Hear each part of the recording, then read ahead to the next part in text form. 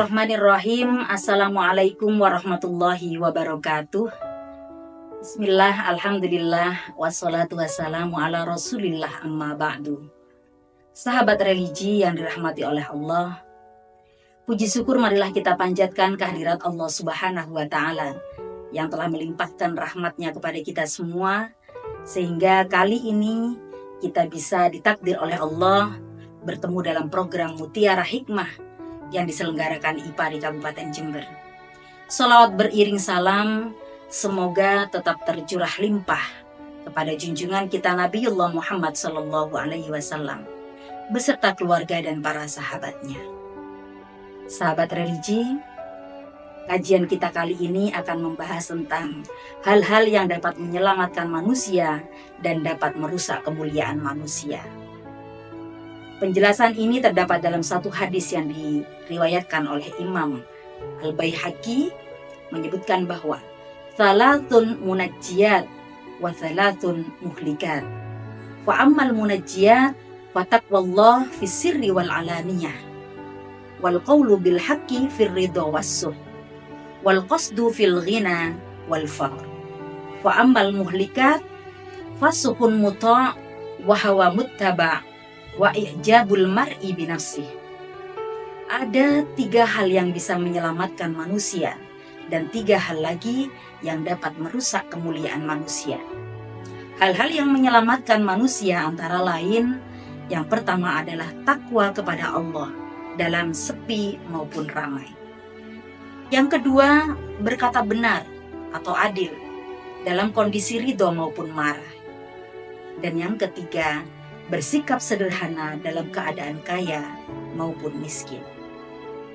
Sedangkan yang dapat merusak kemuliaan manusia, yang pertama adalah bakhil yang kelewatan, nafsu yang ditakuti yang selalu diikuti, dan ujub terhadap diri sendiri. Hadis ini menjelaskan secara tegas tentang sikap-sikap yang saling bertentangan. 3 penyakit perilaku yang terakhir dapat merusak kemuliaan manusia sebagai hamba Allah, menjauhkan seseorang dari kebahagiaan akhirat dan keluar dari kewajaran hidup sebagai makhluk di dunia. Sementara 3 hal yang pertama justru sebaliknya menyelamatkan hamba dari kerusakan-kerusakan itu semua. Sahabat religi yang dirahmati oleh Allah, kita akan kaji dan kupas satu persatu dari hadis tadi. Yang pertama adalah takwa kepada Allah. Takwa bermakna melaksanakan seluruh perintah Allah dan menjauhi larangan-larangannya. Ini merupakan tanggung jawab yang tidak sederhana, karena menuntut seseorang hamba secara total patuh dan pasrah hanya kepada Allah. Sebagian kita kerap saling paham bahwa ketika disebut kata takwa, maka yang terbayang di benak kita adalah sekedar melaksanakan sholat, puasa, haji, dan perkara ubudiyah lainnya. Padahal takwa mencakup seluruh gerak lahir dan batin, serta yang menyangkut akidah, syariah, dan akhlak. Dalam hadis tadi disebutkan bahwa taqwallah fis sirri wal alaniyah. Artinya takwa dalam setiap keadaan.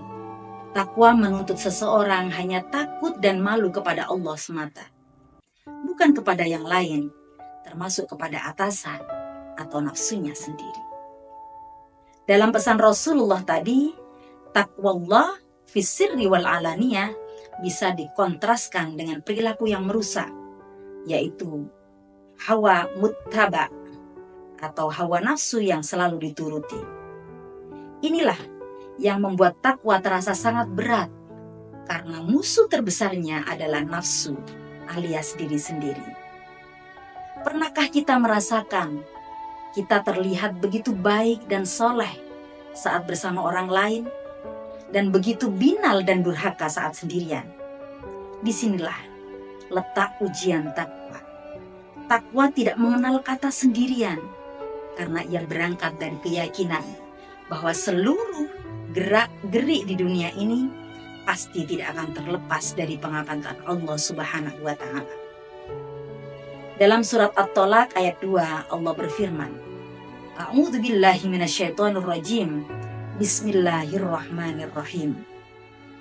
May yattaqillah yaj'al lahu makhraja. Siapa yang bertakwa kepada Allah, dia akan menjadikan untuknya jalan keluar. Sahabat religi yang dirahmati oleh Allah. Kemudian yang kedua, wal qawlu bil haqq, berkata benar dalam kondisi ridho ataupun marah. Dalam riwayat lain, berlaku adil dalam kondisi ridho maupun marah. Al-adlu fir ridho wal ghadab. Emosi kita yang pasang surut tak boleh menggoyahkan kita untuk tetap berpegang pada kebenaran dan keadilan.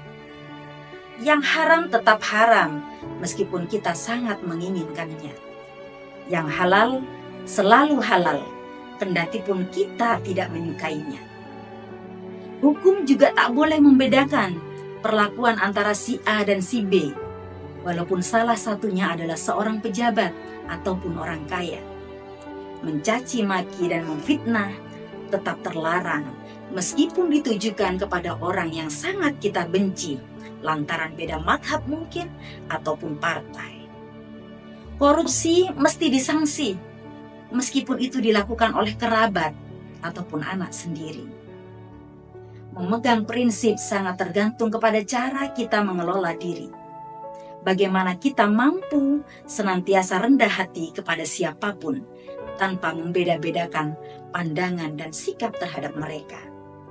Karena itu, berkata benar dalam segala kondisi ini merupakan lawan dari perilaku yang merusak, yaitu ijabul mar'i binafsih, atau ujub terhadap diri sendiri.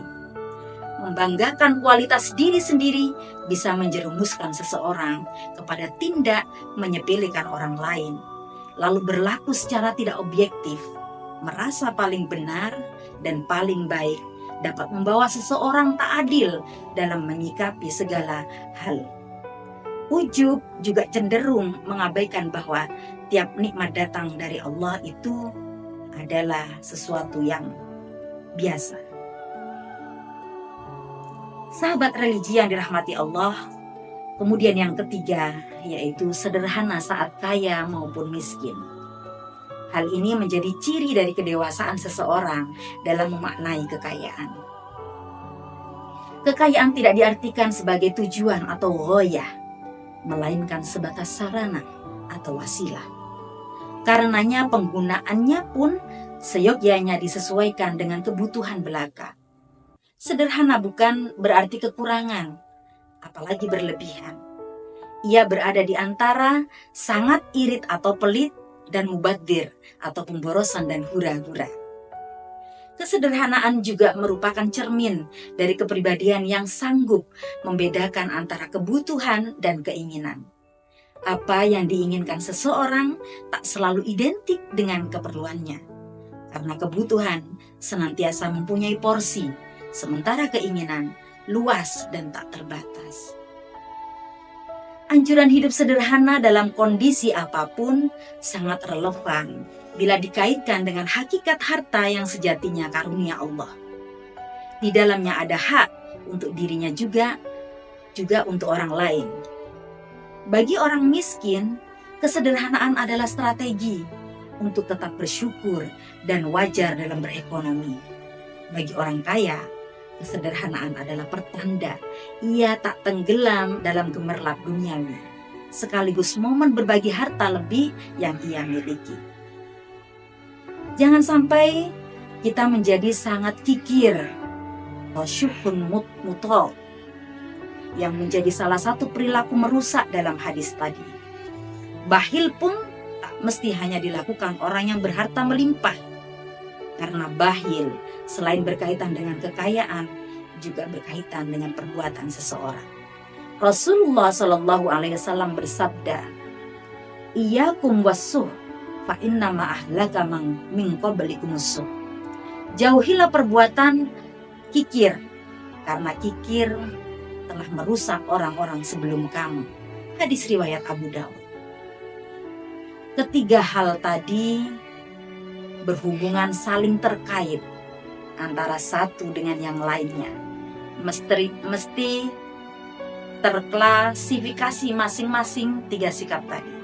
Namun sejatinya semua bermuara pada pilihan apakah kita memposisikan Allah sebagai tempat bergantung dan muara tujuan ataukah selainnya, termasuk orang lain, kekayaan, dan ego diri sendiri.